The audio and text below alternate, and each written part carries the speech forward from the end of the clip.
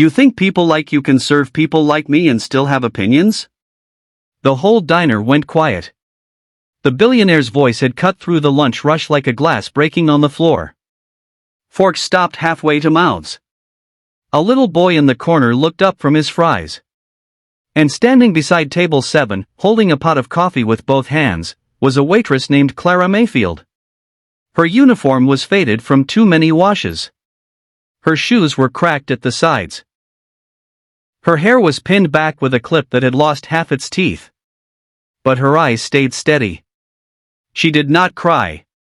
She did not argue. She only looked at the man in the tailored navy suit and said softly, "No, sir. I just thought you might want to know your mother asked about you again." The man's face changed for half a second. Then it hardened. "My mother is none of your business." And before anyone could breathe, he pulled a $100 bill from his wallet, dropped it into a half-empty glass of iced tea, and said, "There. That should cover your wisdom." Clara looked down at the ruined bill floating in the tea. Then she quietly placed his check on the table, took a folded yellow note from her apron pocket, and left it beneath his coffee cup. By the time he opened it, she was already gone. And what he read would destroy the version of himself he had spent 48 years building. That morning had begun like most mornings at Rosie's Route 9 diner, just outside Columbus, Ohio. At 5:15 a.m., Clara unlocked the front door before sunrise, turned on the neon sign, and started the coffee before the first truckers rolled in. The diner sat between a gas station and an old motel, the kind of place where regulars didn't need menus, where farmers came in before auctions, nurses came in after night shifts, and lonely people came in because somebody would remember their name. Clara had worked there for 11 years. She was 34, a single mother, and she knew exactly how far $20 could stretch if you planned it right. Her son, Jonah, was 9 years old and loved drawing houses with big windows, because he said one day they would live in one where the rain didn't come through the kitchen ceiling. Clara never laughed at that dream. She kept every drawing in a shoebox under her bed. But life had never been gentle with her. Her husband had died in a factory accident when Jonah was 2. The insurance money had disappeared into hospital bills, funeral costs, and rent.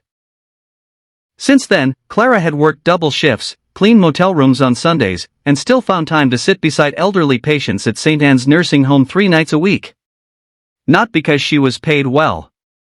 Because years ago, when her own mother was dying in that same nursing home, Clara learned something most people never understand until it is too late. Old people do not fear dying as much as they fear being forgotten. And that was how she met Margaret Whittaker. Margaret was 81, sharp-tongued, proud, and slowly losing her memory. Some days she believed she was still a schoolteacher in 1979. Some days she remembered every detail of her life. But every day, at exactly 4 o'clock, she asked the same question. Did Daniel call? Daniel Whittaker. Her only son. The billionaire. The man on magazine covers. The man who bought failing companies, fired half the staff, and called it saving the future. The man whose glass tower in Chicago had his name stretched across the lobby in letters bigger than most people's living rooms. To the world, he was a genius. To his mother, he was still the boy who used to hide report cards under his mattress because he was afraid of disappointing her. Clara did not know Daniel personally. She only knew him through the stories Margaret told when her mind was clear. He used to bring me wildflowers from the ditch, Margaret once whispered. Yellow ones.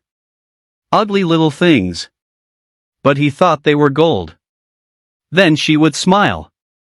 Then she would look toward the door. Then the smile would fade. He's very busy now. Clara never judged out loud. She had learned that families were complicated. Pain could build walls higher than money could climb. But she also saw the unopened birthday cards on Margaret's dresser. She saw the old photos turned face down after holidays passed without a visit. She saw the way Margaret pretended not to care whenever the nursing home phone rang and it was for someone else. 2 weeks before that lunch at Rosie's, Margaret had taken Clara's hand with surprising strength. If Daniel ever comes through Route 9, she said, give him this. She handed Clara a folded yellow note. On the outside, in shaky handwriting, it said, "For my son, if pride brings him close but love cannot." Clara promised. She did not expect to ever use it. Then, on a rainy Tuesday afternoon, Daniel Whitaker walked into Rosie's Route 9 diner. He was not supposed to be there. His private helicopter had been grounded by weather, and his driver had taken the highway toward Columbus for a meeting with the governor's office. A traffic accident blocked the interstate. Daniel was already furious before he saw the diner. He stepped inside wearing a suit that cost more than Clara's car. Behind him came two assistants, a security man, and a younger executive named Pierce who kept checking his phone like the world might end if an email waited 3 seconds. Daniel looked around the diner as though he had stepped into a mistake. The cracked red booths. The pie display. The old veterans' photos on the wall. The handwritten sign near the register that said, "If you're hungry and short on cash, tell Clara." His eyes stopped on that sign. He gave a dry laugh. "Charity with pancakes," he muttered. Clara heard him. She smiled anyway. "Afternoon. Sit anywhere you like." Daniel did not answer. He chose the largest corner booth, even though a family of 4 had been waiting for it. Clara moved 2 tables together for the family without making a scene. When she brought menus, Daniel did not look at her. Coffee. Black. No burnt diner sludge if you can help it. One of his assistants gave Clara an apologetic glance. Clara nodded. "I'll make a fresh pot." The first turn came when Daniel noticed the wall near the register. There was a framed newspaper clipping from 25 years earlier. The headline read, "Local teacher saves children from school bus fire." The photo showed a much younger Margaret Whitaker standing beside a burned school bus, wrapped in a blanket, holding the hand of a little girl. Daniel stared at it. Only for a moment. Then he looked away. Clara saw it. When she returned with coffee, she said gently, "That's your mother, isn't it?" Daniel's jaw tightened. Pierce looked up. "Your mother?" Daniel's voice dropped. "Drop it." Clara should have walked away. Any waitress who needed rent money would have. But Clara had spent too many evenings watching Margaret wait for a son who never came. So she said the truth softly, without accusation. "She asks about you." The booth went still. Daniel slowly looked up. "What did you say?" Clara swallowed. "Margaret. At St. Anne's. I sit with her sometimes." His eyes turned cold, not because he felt nothing, but because he felt too much and hated being seen. "Then you're paid to sit with lonely people," he said. "Don't confuse that with knowing my family." Clara kept her voice calm. "No, sir. I don't." Pierce shifted uncomfortably. A trucker at the counter stopped chewing. Daniel leaned back. "Let me guess. She told you I abandoned her." "She told me you used to bring her yellow flowers." That landed harder than Clara expected. Daniel's fingers closed around his coffee cup. For a brief second, his face looked young. Then the wall came back. "My mother has had a comfortable room for 6 years because I pay for it. A private nurse because I pay for it. The best doctors because I pay for it.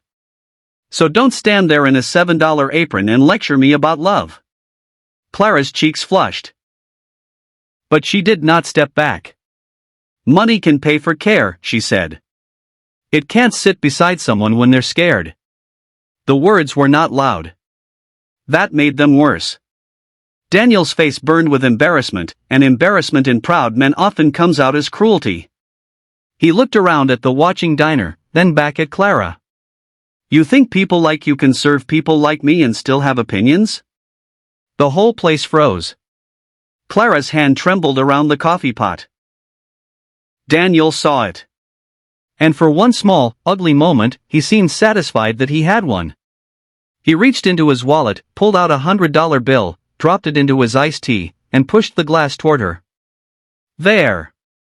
That should cover your wisdom." Nobody spoke. Clara looked at the bill sinking under the ice. Then she looked at Daniel. Not with hate. That was what unsettled him later. She looked at him with sadness. "Your bill is on the table," she said. Then she reached into her apron pocket and pulled out the folded yellow note Margaret had given her. She placed it beneath his coffee cup. "Your mother asked me to give you this." Daniel did not touch it. Clara untied her apron, laid it on the counter, and walked into the rain. Her manager, Rosie, called after her, but Clara did not stop. She had not quit because she was weak. She left because some humiliations cost more than a paycheck. Daniel sat there for almost a full minute, staring at the note like it was a threat. Pierce finally said, "Mr. Whitaker, we're late." Daniel grabbed the note and shoved it into his coat pocket without reading it. "Then move." But halfway to Columbus, in the back seat of his black SUV, something made him take it out. Maybe it was the yellow flowers. Maybe it was the way Clara had said, "She asks about you." Maybe it was the memory he had buried under boardrooms and private jets. He unfolded the note. The handwriting was uneven, but it was his mother's. "Danny. If you are reading this, it means I was too much of a coward to say it while looking at you, or you were too proud to come close enough for me to try. I know you think I chose the school over you. I know you think that day of the fire is when I became everyone else's hero and stopped being your mother. But you were wrong. I ran into that bus because I saw your blue backpack through the smoke. I thought you were inside. When I pulled those children out and couldn't find you, I thought I had lost my son. You weren't on the bus that day. You had stayed after school for detention, and I was so angry at you for scaring me that I yelled. I said things a mother should never say. You left home believing I cared more about saving strangers than loving you. But every child I saved that day, I saved because for one terrible minute, I thought they were you. Please stop punishing both of us for a misunderstanding that got old before we did. And if I forget your name before you forgive me, remember this. I loved you first. Mom. The SUV seemed to lose all sound. Daniel read the last line again. I loved you first.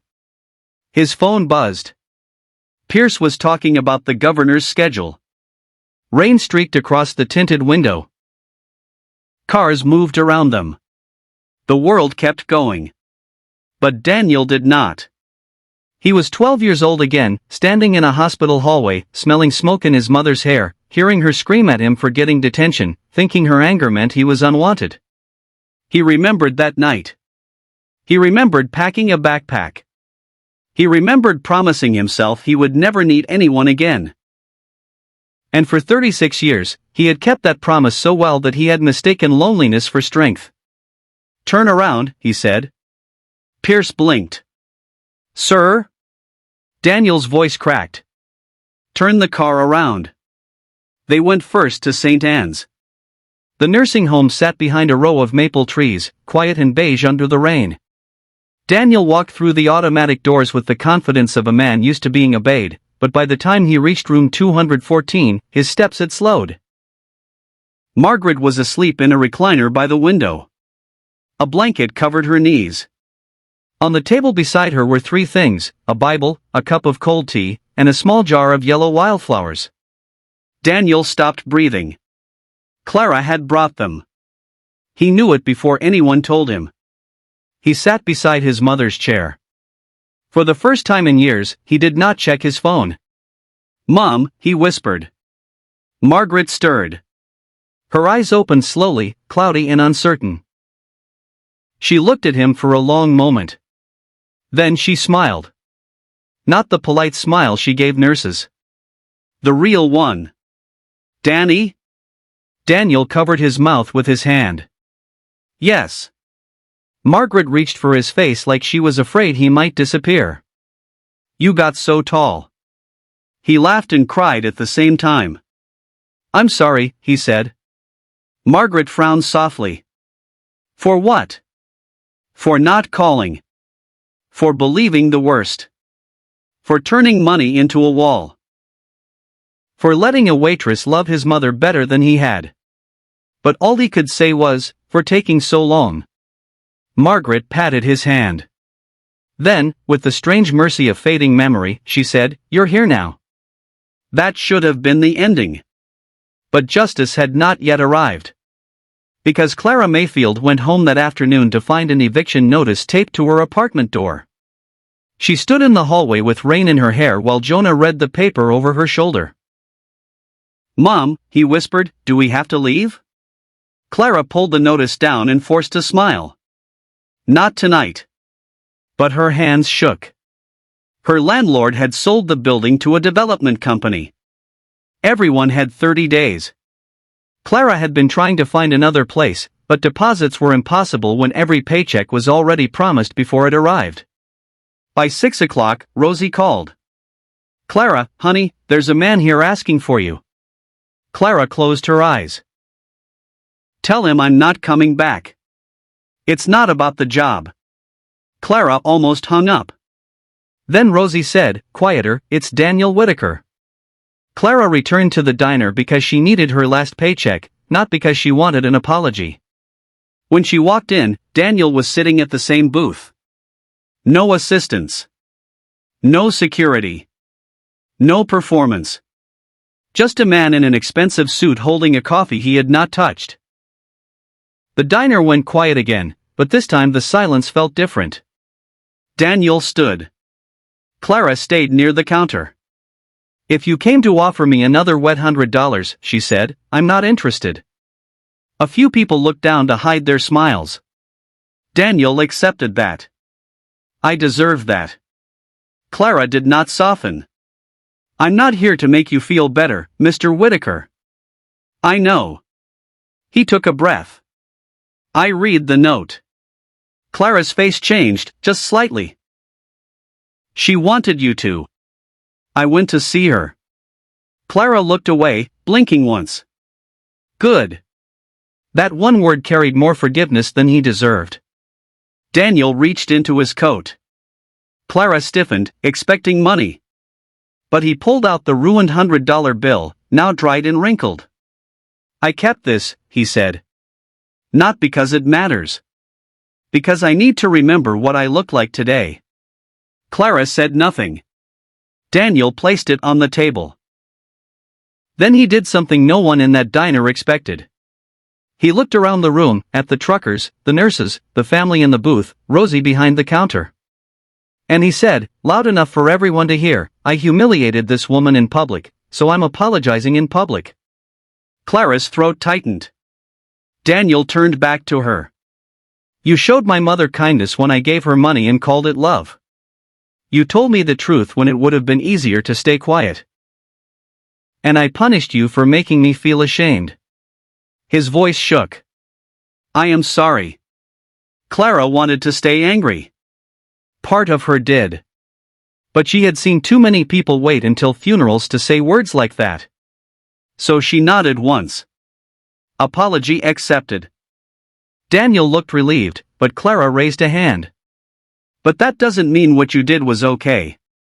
"I know. And it doesn't mean you can buy your way out of it." He nodded. "I know that too."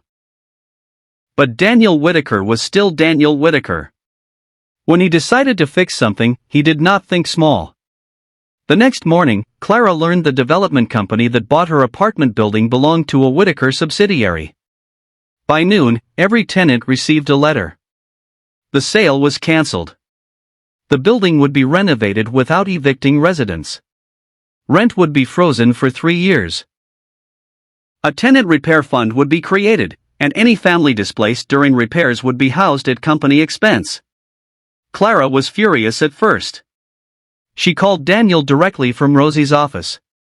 "I told you not to buy your way out." Daniel listened quietly. Then he said, "I'm not buying forgiveness. I'm correcting damage my company caused before I cared enough to look." That stopped her. He continued, "And Clara, there's something else." She almost said no before hearing it. But he told her anyway. Years before Daniel became a billionaire, his mother had created a small scholarship fund for children from Route 9 whose parents worked service jobs. It had been forgotten in a legal archive after Margaret got sick. Daniel found it that night while going through her papers. The fund had grown. A lot. The board had never distributed it because no one had updated the trustees. Margaret had named the scholarship after the little girl she saved from the bus fire. And she had written one instruction in the margin. Find the children nobody sees. Daniel asked Clara to help run it. Not as charity.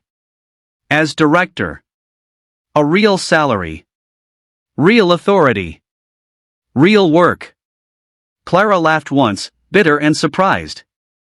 Mr. Whitaker, I serve coffee. No, Daniel said. You see people. That is rarer. 3 months later, Rosie's Route 9 diner looked almost the same from the outside. Same neon sign.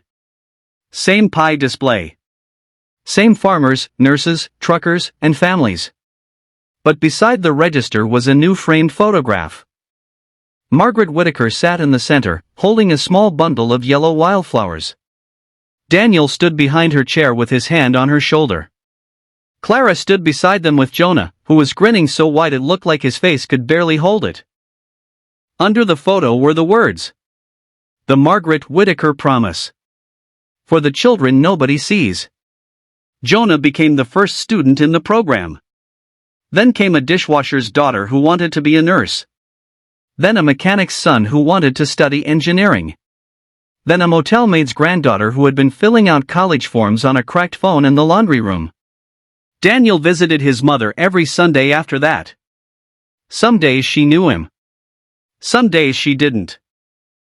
On the days she forgot, he brought yellow flowers and introduced himself again. Hi, Mom. It's Danny. And each time, some part of her remembered enough to smile. Clara never became rich in the way magazines understand wealth. She still lived simply. She still drank diner coffee. She still kept Jonah's drawings in a shoebox, although one day he drew a house with big windows and wrote underneath it, "For Mom, when I build it." Daniel framed one of those drawings in his office. Not because it was polished.